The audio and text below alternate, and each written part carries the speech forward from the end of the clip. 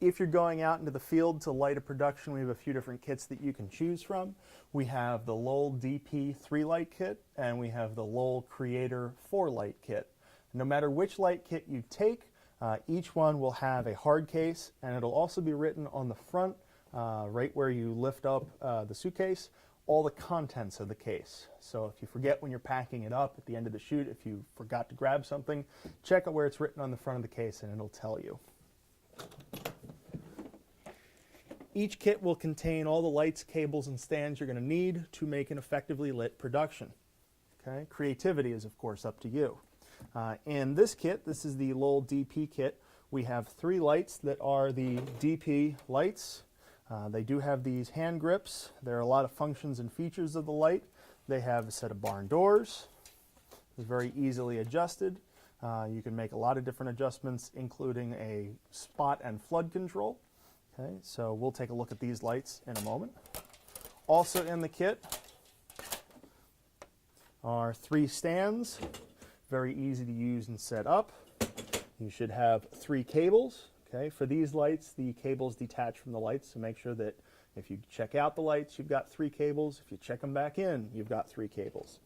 The kits will also come with a spare lamp, okay, so that if you're in an emergency, you can change the light in the field. If it's not an emergency, don't worry about it. Just bring it back to the equipment room, and we can change the lamp for you. There's also a back flap in each case, which contains a lot of accessories. Okay, where we fold it over, each kit should contain at least 1 pair of leather gloves. Should also contain a roll of gel and diffusion. Most often it's randomly picked assortment of some blues, some reds, some yellows, some orange. You'll also have an assortment of each type of diffusion, frost, and spun. If you need something custom, put that on your request form and we'll try and pull it if we have it. Also, you'll have a box of C47s, those wooden clothespins. Okay, you should have enough to get done anything you need to get done. And then depending on your kit, you may have some other accessories.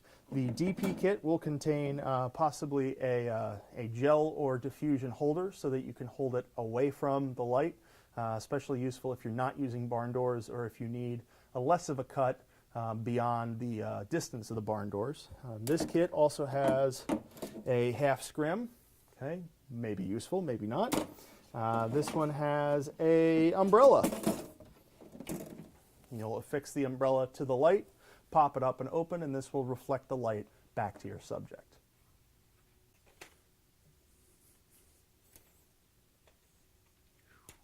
Stiff.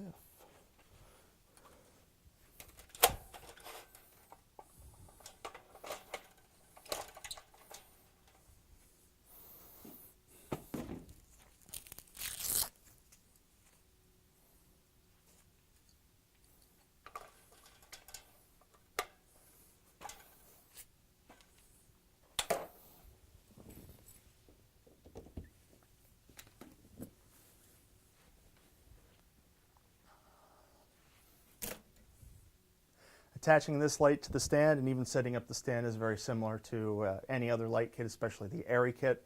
Very easy to put together. Same rules apply. If you're going to go higher, definitely put some sandbags on the bottom. This light's barn doors look a little different, but they're going to function the same way. They expand out. You also have the extra wings on the sides of the barn doors to even further control the light. And there is also a spot and flood adjustment on the back side of the fixture. It's not as intense of a spot and flood as with the Airy Fresnel lights, but it'll still help you out. Okay? If you're going to use the umbrella, definitely take off the barn doors. They just pop right off. There we are. Pop off the barn doors. And the umbrella mount is on the side with the rubberized handle. And wherever you set the light, you want to make sure that the light is bouncing or pointed away from your subject.